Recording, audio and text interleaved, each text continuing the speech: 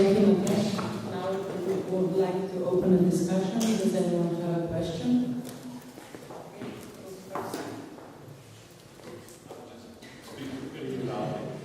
I mean, the last map was basically what this conference is all about. It shows that, at least in this case, it does.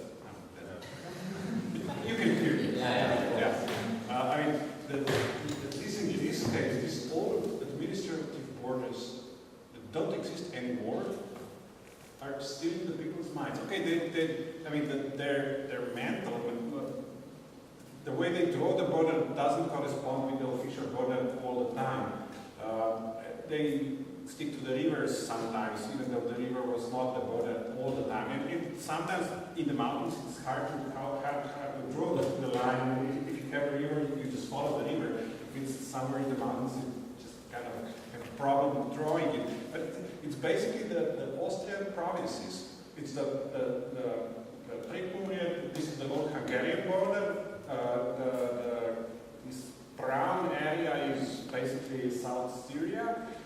The border of Carinthia expands somewhat at the expense of Styria, and the central part is basically Carniola, but Carniola doesn't exist in the minds of people because it's subdivided into the regions of Carniola that were also historic regions. And they don't exist as administrative regions of Slovenia today. And the littoral is basically, okay, there you have the influence. It would be interesting to map or to put the border of Italy in the interwar period on the map, because I think it might correspond with that, the so-called Rapallo border, because it was further to the east until 54 or thereabouts, at least until the end of the World War. So, I mean, this, if nothing else, clearly shows that these borders stay, at least in this case, in the minds of the people. I mean, because after 1918, they were simply abolished. They were not used anymore. They had no, I mean, they were not used in administration in any other way, but they obviously stayed in the minds of the people. So this is just, I mean, brilliant, actually.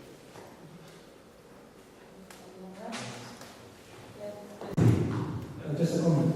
Yeah. You see on this map the only political structure that let's say somehow altered our original mind of Slovenia was the Kingdom of Italy. They were the only ones that could make a change. Everything else is the same as in Austria. Question to the second presenter. Of course, all rivers flows, not only the border rivers, they change courses, and border rivers are more important because they have historical implication. Now my question concerns this long-term capacity to assess the change of a border rivers. Is it accurate to overlay historical maps with modern maps, which are produced by different instruments, and we know historical maps, how they are produced? So how do you deal with that?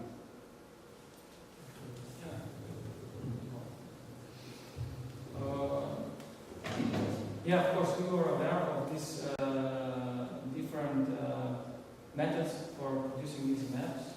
So that's why we try to use as much different sources as possible. Because I don't know, for a certain area, you have let's say first military survey and second military survey. For some areas, you just have some other sources, and of course, those sources that are old. Of course, we cannot say that these are, let's say, meter or 10 meters precise.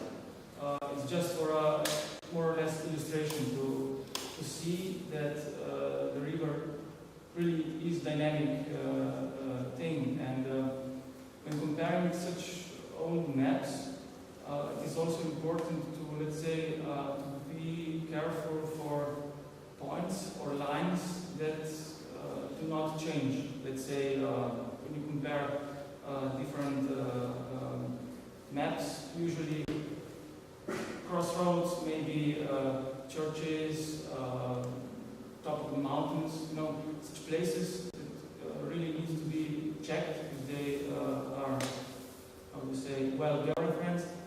But of course, for those old maps, it's more or less to see, how can I say, an approximation of these dynamics. And these new technologies, like I said, LiDAR, satellite data, aerial images. We also include such sources. We know that we can cover only maybe 30, 50 years, but still, they are better, they're more precise, but they can show us, let's say, those little changes that we can then also, assume how these rivers might change even in a longer period. And of course, we can combine all these sources. When we talk about the errors, on these maps, here are 3 examples of the Austrian military service. So why we started in the second half of the 18th century and not before? Because, first of all, before we don't have such maps in this very good scale, but also because the accuracy is very low. In the second half of the 18th century, the first military survey was made, which is this one. And this one is not made geodetically correct. So the errors that we have here when we geo-reference this map are up to 100 meters. It depends. In lower in the mountains, quite a lot. But with the second military survey, these ones started in the beginning of the 19th century. These were made geodetically correct. And what we can say about the Austrian military geodets, they were very, very precise. So for the first half of the 19th century onwards, maps are very accurate, and yes, they can be very good compared to the contemporary situation.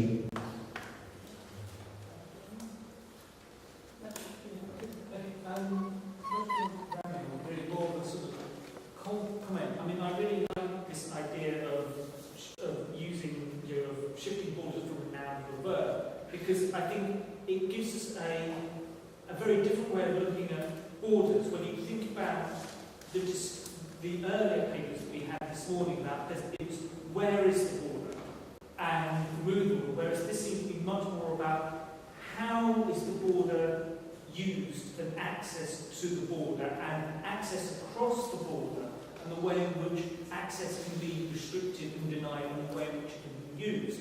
And I think that's a very useful thing that you can actually sort of really start to think about, rather than sort of just constantly looking at where borders are and the disputes about where the border should be. It's about actually how the border is used. And I mean, it also, the thing that I was thinking about was, it's a good way of looking at the unequalness of relationships between states, that the US has a lot more leverage over the border and access to the border than Canada has over it. And then thinking about things like securitization of borders and Weber and the Copenhagen School, and the way in which borders then become securitized, and speech acts about borders and border security. So it's really more of a comment and a sort of trying to think about the earlier papers.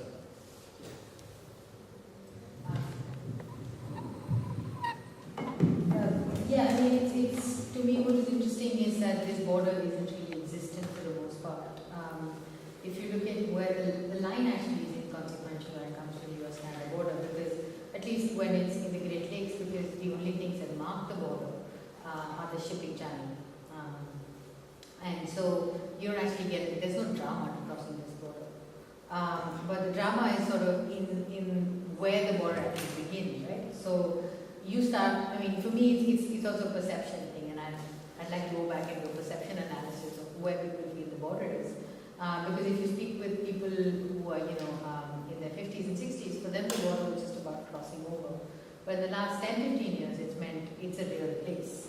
And you see these gun-wielding people walking around the border. And it's become a place that was just a part of Detroit and Windsor, but today is a huge narrative in and of itself. And the reason I began thinking about it as a verb is because the fact is the border is made to work. It's not something that, of itself, like I said, it has no drama, it does nothing, but it does so many other things, which is what got me started in this unremarkable place, seemingly unremarkable place. And just so broadly, when we look at these discussions about where the rivers were, 10 years ago, 15 years ago, fundamentally, does it if the river has moved 10 metres this way, does it actually fundamentally change anything in the lives of the people on the border?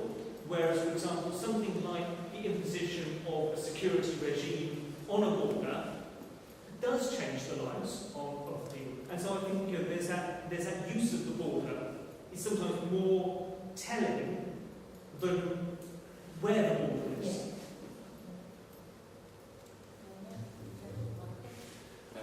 I'm just trying to comment, I would like to comment on Ziglic, and I'm proud to have him on the project that I'm PI of. Because I think especially his pictures and his research actually shows what it's all about our project.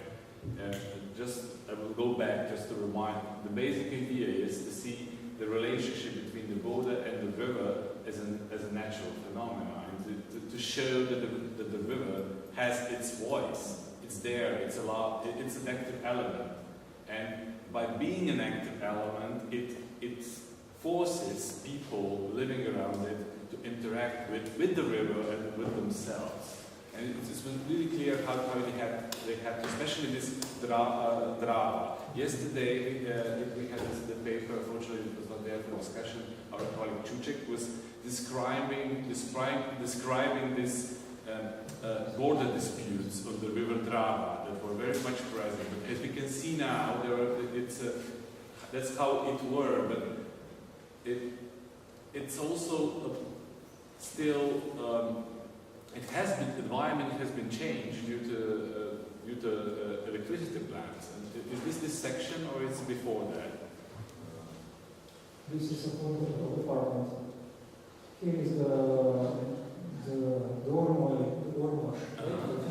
and this is the artificial channel going to water here apartment. But this is not the border. This is not the border. No. Yes, The border that's what I wanted. is this line. And this is the border. One of them is the border. Others are the old riverbeds. Yeah. And this is what I wanted to show how much this influence of actually human interaction, actually making changing environment has also, let's say, diminished the border dispute, which was there actually practically since the Middle Ages, present all the time, and even Habsburg geometers, although they were very precise, couldn't solve it. Sometimes even because of that, they were so precise that the people on the ground were not agreeing with the results. Yes, thank you. I would like to commend that. Maybe just a few words. Well, I said, it's really easy to see that rivers, especially Drava and Mura, which are bigger rivers, really, change their courses. And even in a short period, they make noticeable changes, and the influence on the living there is probably,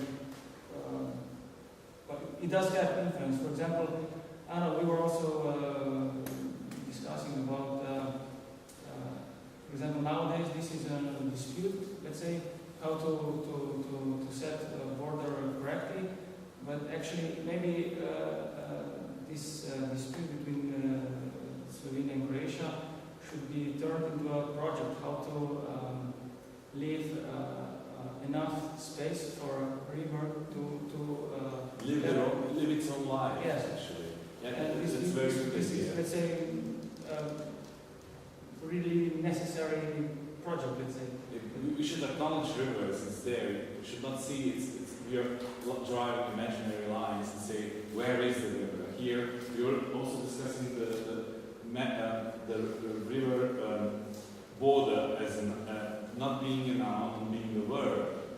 And actually here, river is not a noun, is a verb, in a way. So it also, maybe I went too far. Okay. Maybe this could be one example of not setting a line, but setting a polygon of a border.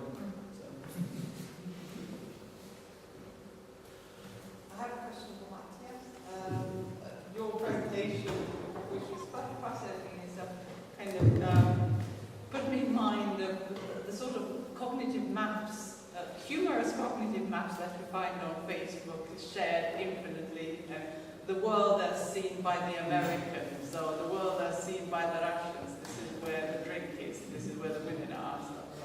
And I was just wondering, you know, joke aside, did you come across any conspicuous sort of cases of people having prejudices about, you know, the layout, or things that you wouldn't have anticipated? How can they possibly draw it like that? I mean, did you find anything out of the ordinary that took you aback? Yeah, there were some interesting, some funny results. Let's say one, I don't know, man or woman, drew a line between Steierska and Kranjska, so Carniola and Styria, and wrote down, so this is the line between good and bad people, let's say. And then some other funny things, but not in something special in this, let's say, scientific way. No teamwork next neck and said you had balls begin at the land shots. Yeah, there are many jokes on that. About jokes. I came from Novo Mesto, which is on the halfway from Ljubljana to Zagreb, and lot of geographers said that the border between Balkan and the others is on the Krka River, the other side is on the Ljubljanica River. So when I go in the morning to my high school, I went from Balkans to the Middle Europe. Yeah. So it was a lot of jokes on that.